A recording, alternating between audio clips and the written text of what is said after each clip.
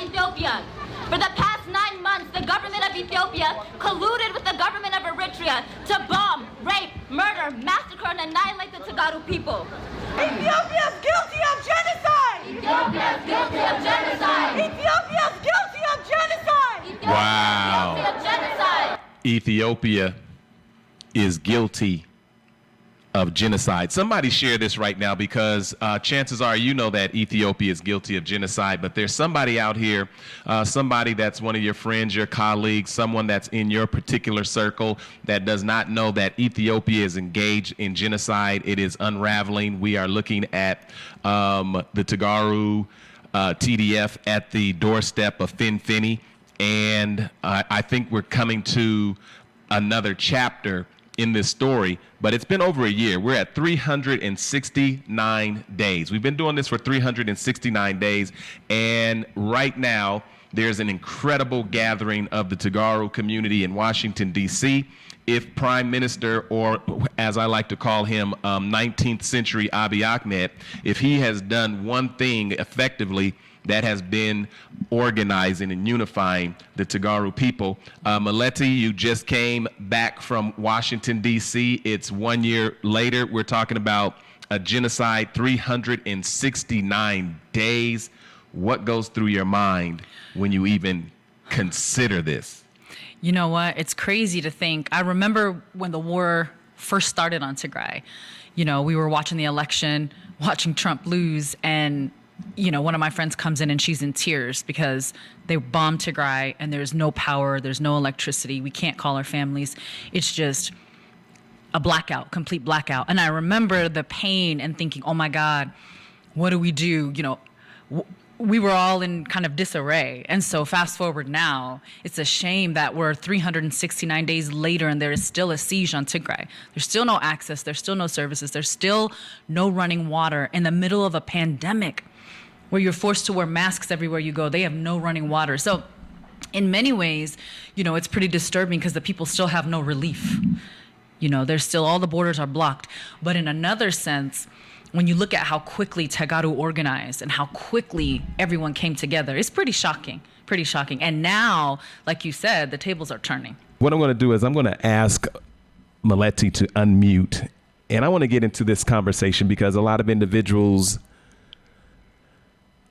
knew about the Tigray genocide, the genocide in Tigray, and then all of a sudden,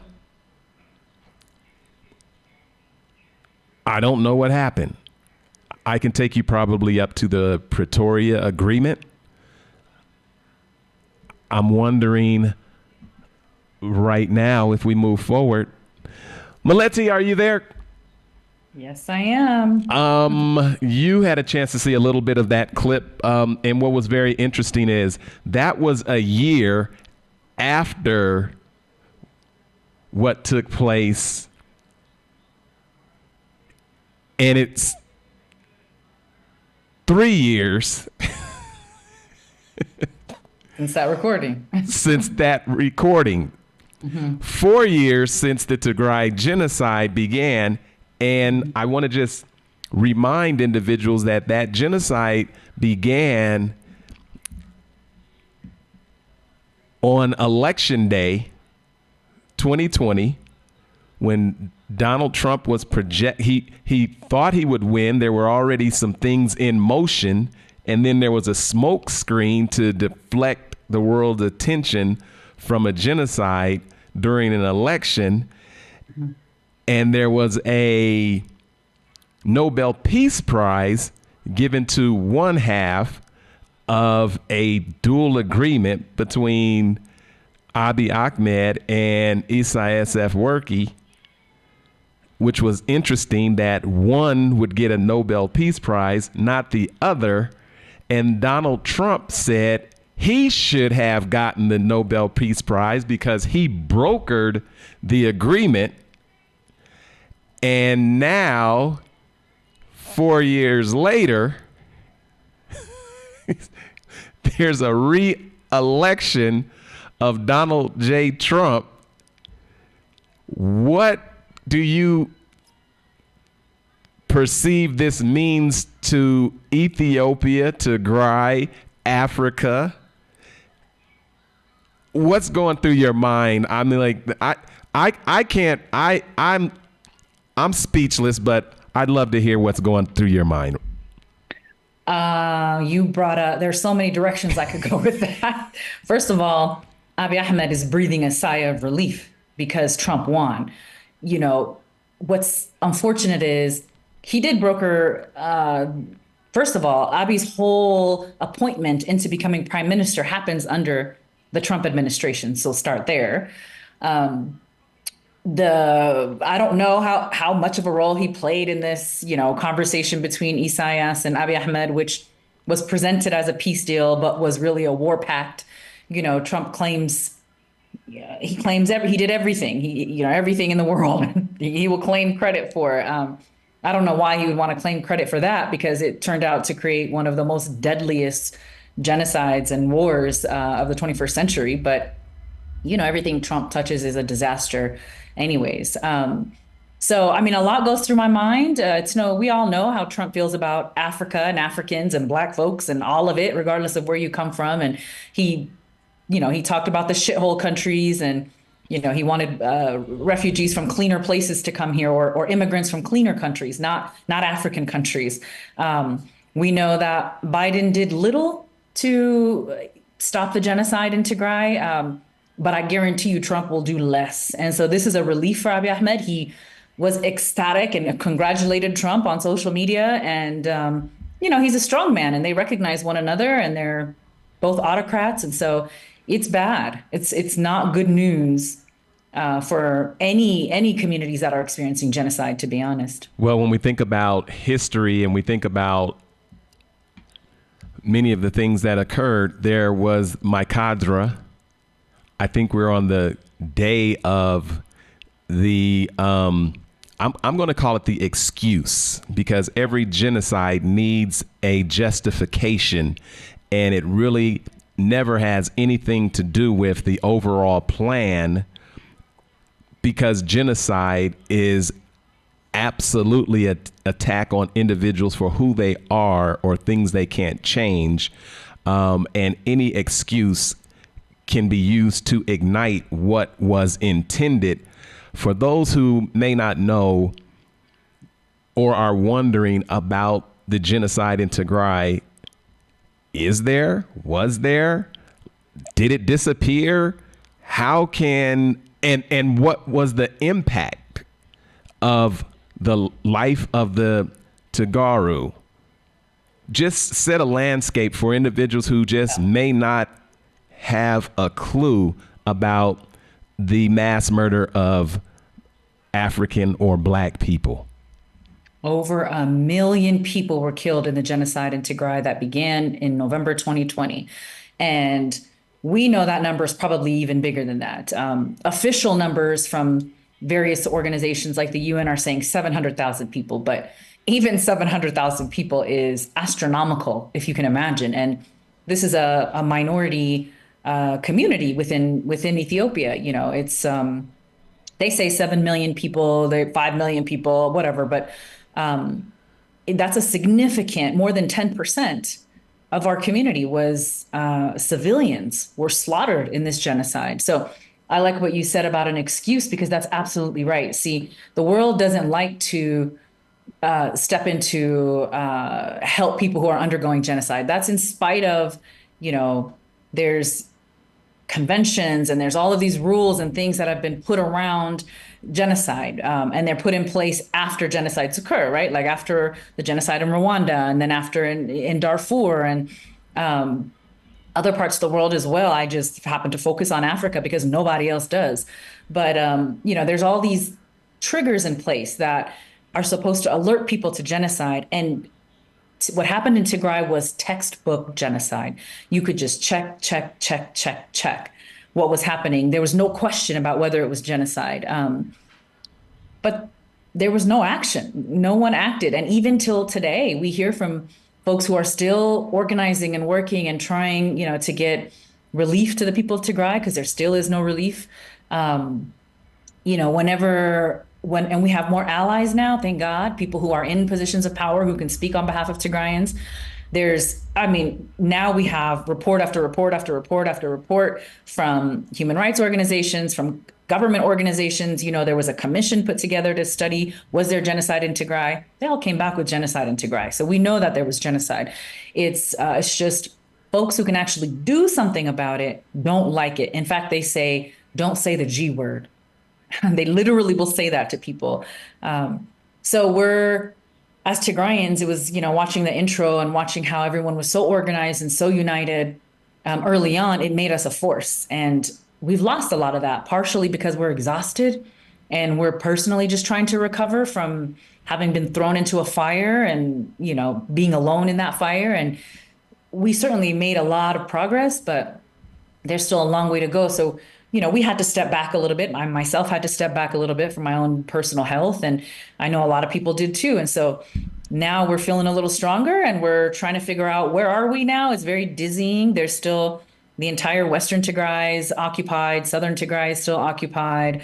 They say disputed land, but I don't even get that. Because even if it's disputed land, why do you have to massacre everyone who's there? You know what I mean? Like, is that a prerequisite of who governs a certain land? You have to kill everyone who's there. Starvation is still an issue. People are still dying from not having enough food.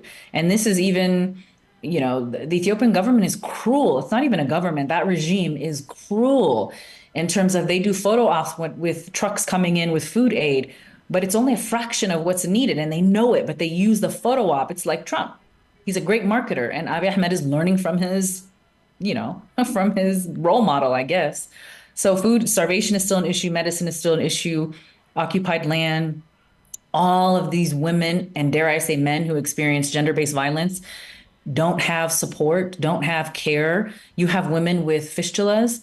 They're walking around with their insides falling out. That is not an exaggeration. That is the actual state for women who were gang raped by state actors. So, the situation is dire. And you talked about my cadre. So I know I'm kind of going on and on here, but I just want to mention this is the 4-year anniversary of my cadre. And my cadre, for those who don't know, is a town in Western Tigray that was that's still occupied because the whole Western Tigray is occupied. But what happened in my cadre was a massacre of Tigrayans.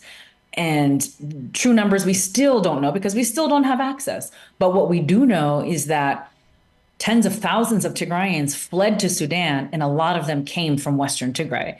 And so when they came, we were hearing their stories firsthand about what was happening in my cadre. You had the very first concentration camp in the country, because remember, they were set up all over Ethiopia.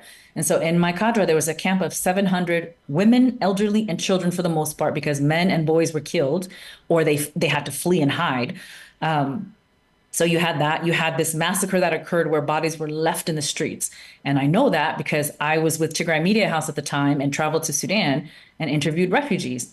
And so, I've been going through those interviews, my notes and the videos and just rewatching stuff. And it's crazy. I mean, what happened there and the fact that there was a clash that happened in my cadre. And so when initially the Tigrayans were caught off guard and then they fought back, as best they could. And, don't forget, this is a harvest. That was harvest season. They've got their machetes, they're farmers. It's, they grow all kinds of stuff in Western Tigray. And so when you're defending yourself and you're caught off guard, you fight with whatever you have in hand. So what happened was a lot of Tigrayans were killed because they were caught off guard. Others fled. And so when there was a clash, when people tried to fight back, those soldiers, or they're not soldiers, they're actually just rogue gangs called Fano. They're an Amhara gang, a huge gang. You could say, won isn't the right word, but they dominated in that clash or in that fight that happened. And so they would go get help, right? They would go get service in the various camps, or the aid or companies that were there would clean their wounds or help them, and they would tell them what happened. So, these aid organizations have multiple jobs when they're in countries like Tigray. They're there to deliver aid, but they're there to record what's happening too. And so they went back and gave this story about, all of these poor farmers, Amhara farmers, are being slaughtered and attacked, when in reality, these were attackers who probably just killed a bunch of people, ran a bunch of other people out, and then went to go get medical care. And so those were the stories, the first stories that were given to, the aid groups that then gave that information to, say, Amnesty International. And so the first reports to come out were that Tigrayans were massacring people. And it literally was the opposite. But it was the first story that got told. It gave the entire West an excuse, like you said when you opened, to not care, to say you deserved it, you started it, you started this by massacring people in Western Tigray. So till today, that story is not adequately told. Until today, we don't know the true extent of how many people were killed, and all of this, because we don't have access. When you think about the trajectory of this genocide, there was a lot of traction, I think, in even global attention that was starting to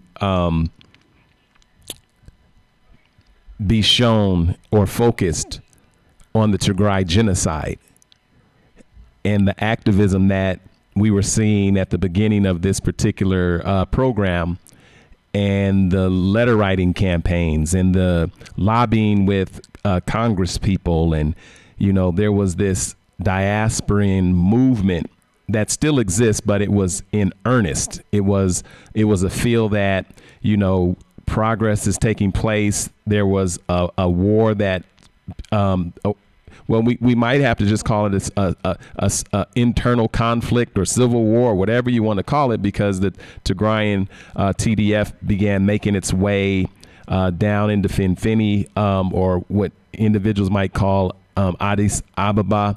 And so all of this was taking place. And then other nations began to pile on. There started to be Turkish drones and all kinds of different things. And so it was not just Tigray, it was already Eritrea, then it was funding, and then there was others, and everyone began piling on. Attention was at least being paid to what was going on, and then Ukraine happened. Right. And then the entire global attention went to what was happening with Europeans. I think that was the first blow in terms of the attention, because that activism was paying off, and then there was a bigger problem, and bigger problems always exist when white folks began having conflicts with white folks, and black folks were not even being paid attention to in the first place. What does anything that I said ring true or is worth remembering? Yeah, that was one of the more eye-opening moments for us, I think. So when Ukraine occurred, we were still in the midst of a genocide, and I would argue we're still not fully out of that. Genocide doesn't just snap, it's over. But what was really troubling about that was there was also gender-based violence, state-sanctioned, that was happening with Russia in Ukraine. And almost instantly, the Biden administration began sanctions based on that fact. And I remember as Tigrayans, we were all looking at each other in complete awe. We couldn't even believe that, when you're looking at like the scale of the crimes that had occurred, how easy it was to declare and take action in Ukraine, and how difficult it was to get any kind of movement when the same thing 1,000 times worse was happening in Tigray. And so, those are painful memories. I'll even give you an example in Colorado, asking the governor to help, because we have one of the largest Tigrayan communities here. And I remember him just looking at me wide-eyed, confused, like, well, what could we do? Which I understand, because that's kind of how we were feeling, like, what do we do? And then Ukraine happened, and the state of Colorado put out an extensive plan to help Ukrainians here.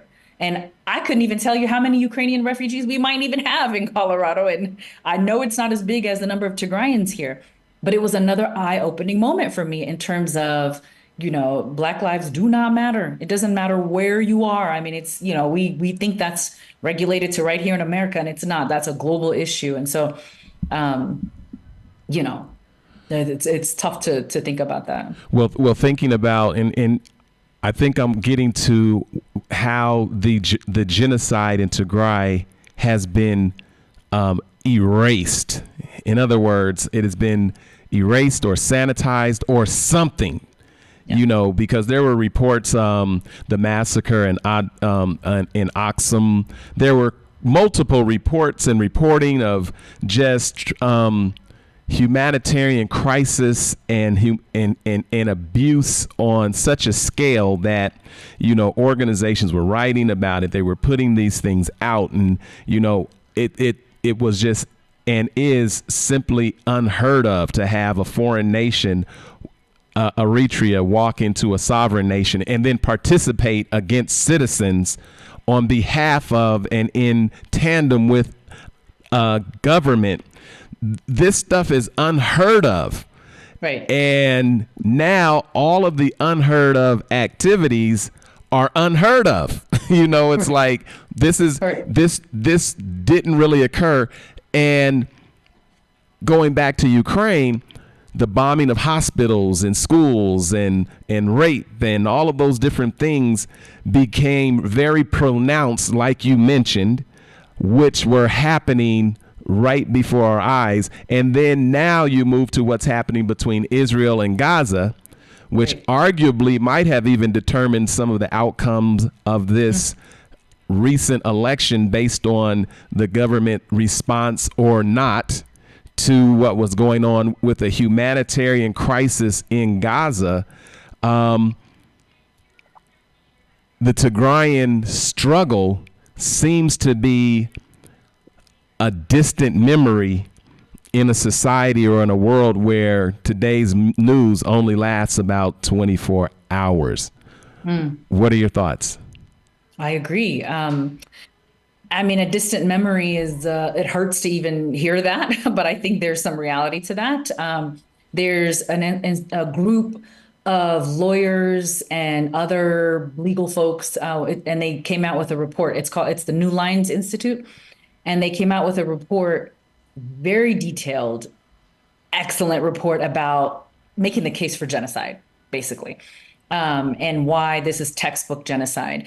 And one of the contributors was, they do a lot. They've done this in other areas as well, where genocide has occurred, and made great progress with getting lawmakers to look at the evidence, basically, and then sanction countries or come up with, ways to aid people who are in this situation.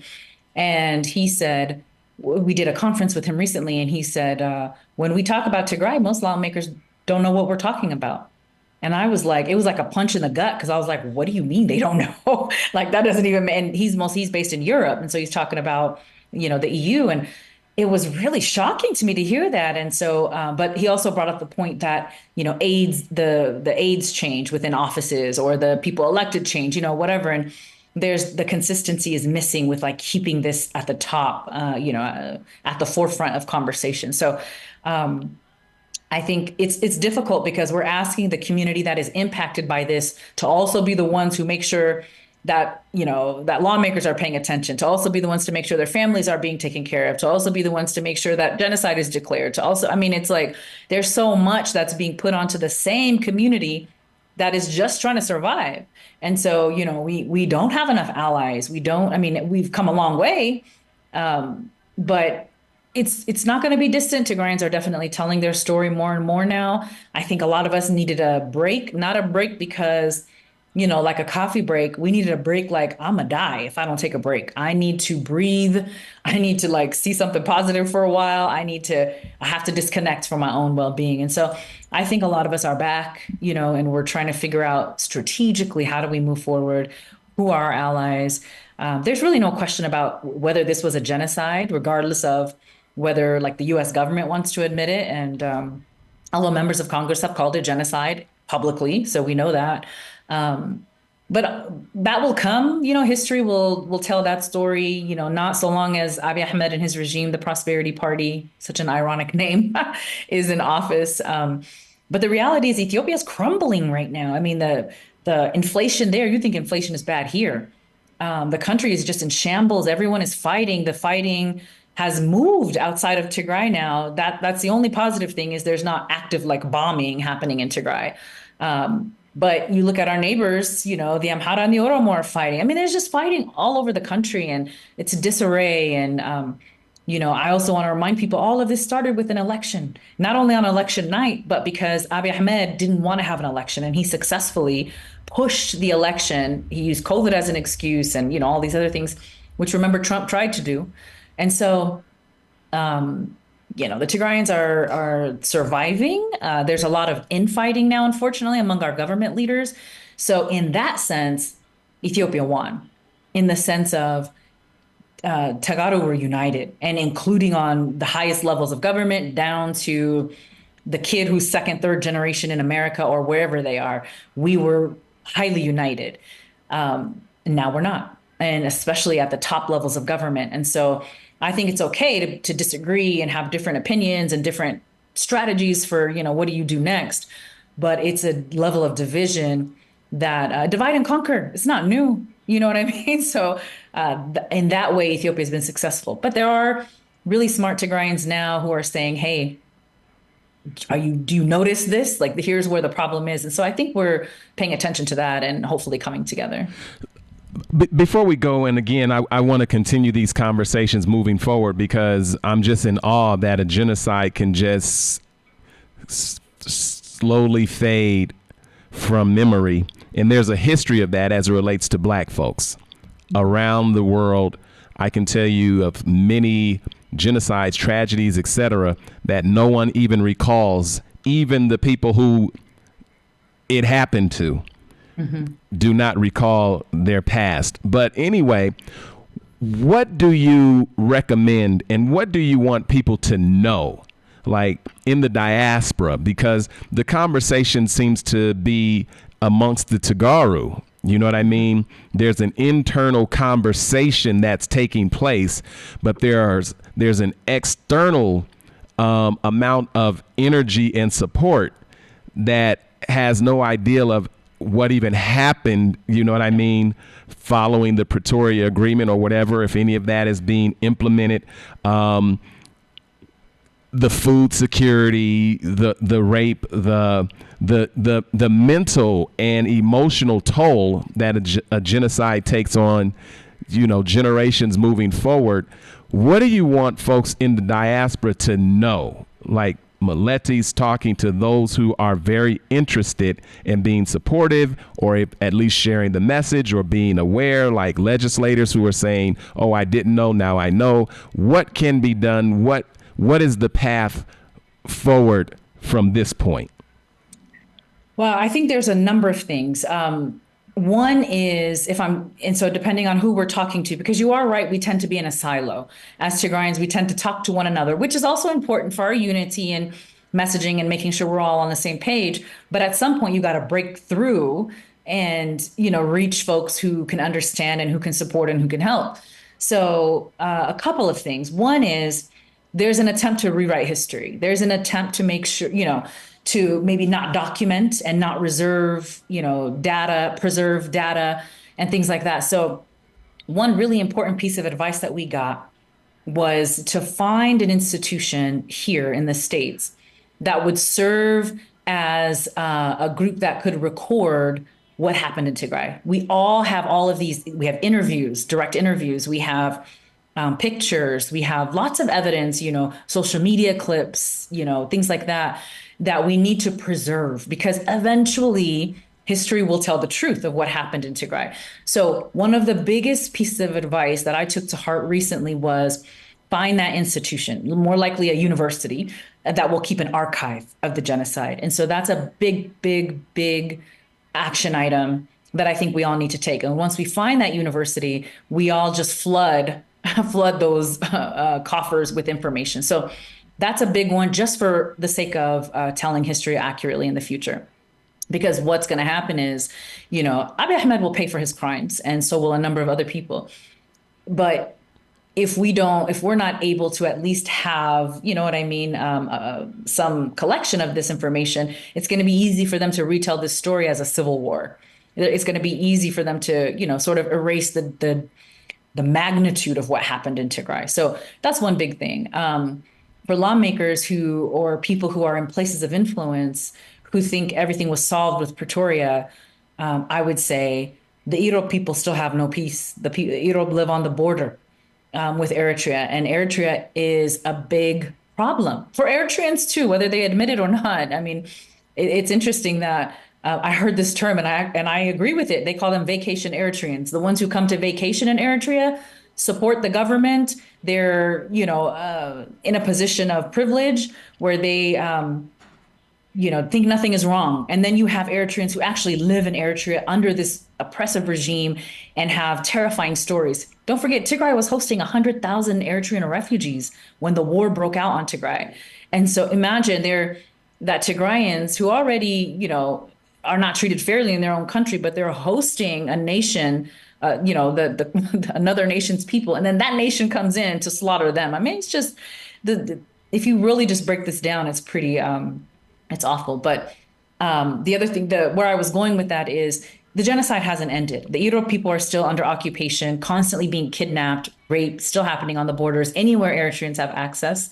The town of Ramah is not safe. People from Ramah are living in other parts of Tigray because it's too close to Eritrea, and they come in whenever the soldiers come whenever they want to and do whatever they want, just like they do in their countries. So Western Tigray, Southern Tigray, everything's occupied.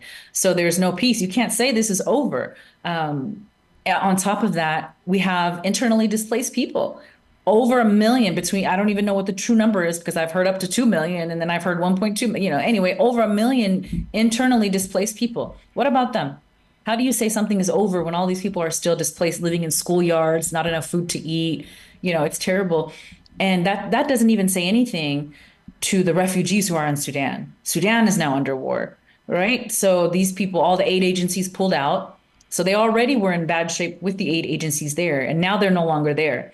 What's happening with all of these people? They were brutalized when they fled, and then they're now being punished again. And there's no one there to help these people. So there's a lot. There's a lot that still needs to be addressed, and particularly related to women. And I think that's some other really good advice we got was, if you mention genocide, everyone's running.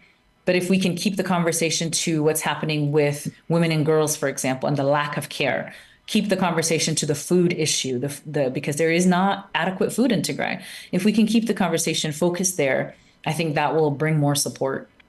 How do you, as a Black woman, a Tigrayan, and just someone who knows the trajectory and those who there has been a lot of folks that turn their back on Tigray. How do you keep your sense of humanity and confidence, in those systems, in those structures, and many of those individuals who turned away? How do you keep your focus and even belief that maybe information would turn the tide, or there will be a sense of, hey, we made a misstep and we need to go back and see what we allowed to take place under our watch. I know that President Bill Clinton talked about Rwanda being one of his greatest regrets as a leader. I imagine there are other leaders now that would probably be able to look back and say, hey, during this genocide here in this time period, I did nothing. There are a lot who attempted to do things, but how do you keep, like they say, how do you keep the faith in humanity and those who went the other way? Remember when Mr. Rogers said, just look for the helpers? I still remember that. And I think you have to just stay focused. There were some people who really came out swinging for Tigray. There's just no denying that. There was, I think his name is Mick Jagger. Is it Mick Jagger? Anyway, Mick Wallace. Sorry, Mickey Wallace. I think in the Irishman, who with the EU in every meeting would get up and would just, you would think his mama was from Tigray, the way he spoke about what was happening in Tigray, and he over and over and over and over. There were people like him, who just never stopped. And I'm drawing a blank on the congressman from California as well, who was very outspoken and still is. So there were people who were willing to do the right thing. They were few and far between. And so, you just keep your eye on the helpers, and then, try and follow that. But we all lost friendships over this. We all lost family. Was just divorces happened in households. I mean, there were a lot of negative side effects, within homes and with children who have parents from multiple backgrounds. There's a lot that happened there. I can say for sure, the systems are broken. There's no system for stopping genocide, and I don't even know if there's any if the political will or desire even to get involved, because it maybe takes so much. So the levers that were supposed to, protect people who are in genocide, they don't work. They're all broken. We see that in Tigray, and it only emboldens these kind of ruthless, leaders and people who don't care, who believe in absolute power and will do anything to consolidate power. And that's what we learned. That's what we learned from Tigray. In terms of people looking back in history, I think there's a lot of people who made mistakes and publicly made mistakes that cost more lives. And I think there's going to be a reckoning of that one day. The only thing is, I don't think guilt moves politicians. It just doesn't. And so, yeah, they'll feel guilty like on their deathbed and, whatever after the fact, when you can do nothing about it at that point. But I think what motivates is when the masses organize. And so that's where Tigrayans have a lot of work to do in trying to get folks, to help and mobilize. And, there's issues that we can all rally around. So genocide is important for us as a recognition, but how about for now, we just focus on women getting their fistulas taken care of, and, children who were born of rape get support, that kind of. I've got a final question, because I want to, we'll continue these conversations moving forward, because I believe that it is very important to continue to educate, inform, share, etc. One of the things that I know came out of this genocide was an increased interest and an increased intensity of the Tagaru identity. Mm-hmm. Like there was this Tagaru identity was forged in a way throughout the diaspora, in ways that were probably not realized until this point. Mm-hmm. Do you see that strong Tagaru identity becoming stronger or remaining, or is it dissipating into the the erasure of, and it's time to get back to normal and come on back home and everything is fine? What is it that you see in terms of that Tagaru identity that emerged, and what would you tell your children and future generations as it relates to their identity as Tagaru? Wow. A few things. You're right that if there is a silver lining to genocide, which I don't even know if that's possible, but if there is, it was that Tigrayans learned who they are. There was a point where everyone was confused, when we were being basically othered, and we're, my story, and you, in that opening clip that you played, I always identified as an Ethiopian, as did most Tigrayans. We just did, this war taught us that clearly there's something special about you, that there is a whole government that wants to eradicate your people. So there's a reason for that. Usually it's because they want to steal your stories, steal your history, your land and all of that too. But even bigger than that, you as a people, like just take your whole identity. Why? You have to ask yourself, why? Why is that? What do I know? What do I hold that people want to just erase us from this land? There's something there. I think that's worth digging into and understanding, and something for like future generations. And we do that when we, with the Tigray community, we do a camp called Camp Tigray, and we talk about identity. And I ask that question. I'm like, why do you think, what's so special about you that a whole government could organize to kill over 1 million of your community? Why is that? I mean, I think that's a deep question. So I am concerned, though, that there is a desire for normalcy. We just want to, and normal wasn't even good, but it was better than where we're at right now. And so I do think And I think it's fair, but I think there is a desire to like, oh my God, what do they want from us? They want us to just be Ethiopians? Fine. Is that what they want us to do? Let's just do it. If that's what it takes to get access to medicine and care and whatever, what do they want us to do? Worship whatever? Let's just do it. I mean, and who could blame a mother who can't feed her kids or a woman who, needs medical attention? How do you blame them for wanting to do anything necessary at this point just to survive? So I do worry about what happens next not because, we have to have like an independent Tigray or whatever, not that for the sake of politics, but because history will just repeat itself. If we just keep going back into the same rotation, it's going to happen again. When I was in Sudan, I met refugees. One guy was like, this is my third time as a refugee.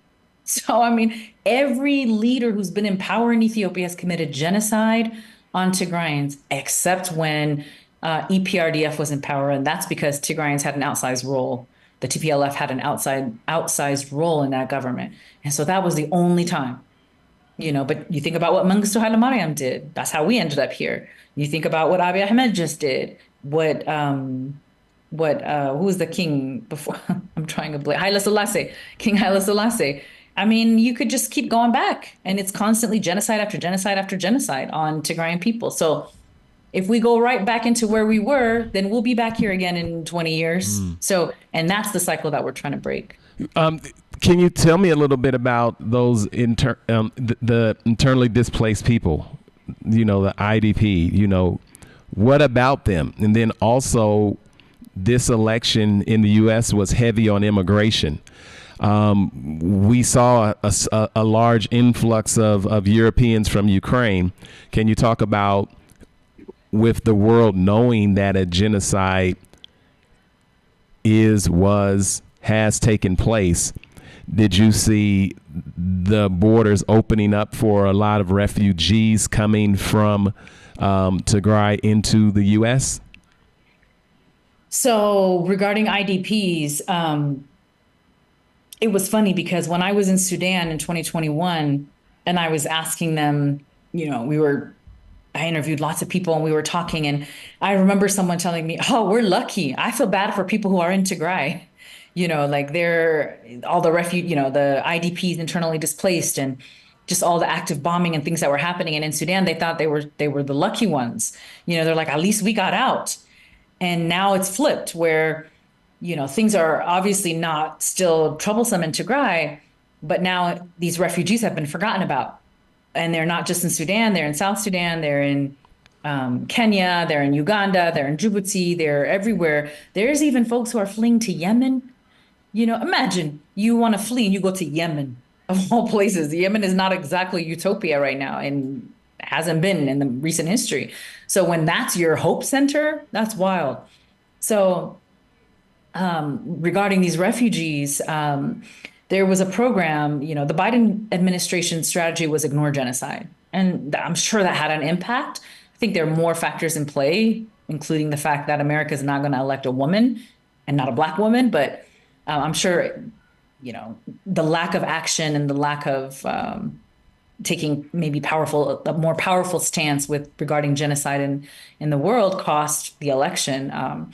But Biden did create certain opportunities, I would say, to help refugees, including the Welcome Corps program. And the Welcome Corps program is, it's sort of decentralized the way refugee resettlement works. So instead of like an agency bringing in, you have these big agencies that bring refugees in, and it's like it's a system, it's a whole thing. And they handle all of the resettlement and they build these big, institutions around it. This program broke that down where now all you need is 5 citizens who are willing to pay the initial costs and then help these people integrate into society. How do you check out at the grocery store? How do you call 911 and where's the hospital? And how do you get a driver's license? Those kind of basic things just to survive. And now as individual people, you could do that. You just need a group of 5 people who are willing to. So this program, the sad thing is we couldn't use it in Sudan because Sudan is at war and all the aid workers had to leave. So those refugees who need it the most in Sudan, we can't help. But there are folks in Southern Sudan, there's folks in Kenya and other parts of the world that we can help. Unfortunately, now that Trump won, I can assure you that program's going away. There's no way, because he said it. He's like, why do we keep bringing people from these shithole countries? Like, why can't we bring, more Europeans is what he was trying to say. So if you think he's going to keep this program going, he's not. So we're in this deep rush and push to try and get as many people here as possible before he has a chance to change that. Because if I'm not mistaken, it was something that was created within the State Department, not like a congressional thing. So he could take it away, and he will. He definitely will. So that's what we're working on right now. We're just trying to do things that are actionable in the short term, in the rush. And so it's an area where we need support, for people who are willing to step up. There's no financial commitment because we have a Tigrayan organization, Tigray Development Association, that is paying all the expenses for the refugees. We have Omna Tigray, which was an organization that formed during the genocide, a really great organization that is handling the processing of all of the paperwork and tracking and all of that. We just need people who are willing to be in that group of 5. And maybe if someone needs to help to get a library card or something, we'll help with that. But so that's what we're focused on right now is trying to help some of these refugees. As far as internally displaced people, like I know, we have a home in Aksum where the way it works there is you have your property, and there's basically like 1 or 2 room homes, essentially they're not huge properties. And so you give one of those rooms to a family. And so a lot of Tigrayans are doing that, where they're bringing in these people who are on the streets and giving them a room. And so you have 2, 3, 4, whatever the family is, in a room on your property, and you're supporting them, you're helping them, because that's what Tigrayans do. It's not even, no one has to ask them to do that. It's still too many people though. And so you still have people in schoolyards and sleeping on the street, and it's pretty bad. How do folks get involved or get in touch with some of these organizations, et cetera? If somebody wanted to get more information, how would you direct them to do so? There's a number of ways that you can tap in. You can reach out directly to us here at the Tigray Community Center. Our website is just tigraycolorado.org, or just Google it. It'll come up for you, and contact us form. You could just contact us that way. That's an easy way to do it. If you wanted to donate, Tigray Development Association of North America is the organization that is sponsoring, essentially handling the financial part of bringing refugees here. You could easily make a donation to them and earmark it for refugees. Omna Tigray too, just reach out to them. They're organizing these groups of 5, so you can reach out to them directly. Omna is OMNA, omnatigray.org. But again, you can come through the Tigray Community Center of Colorado as well. We're based in Aurora. I want to give you the final word.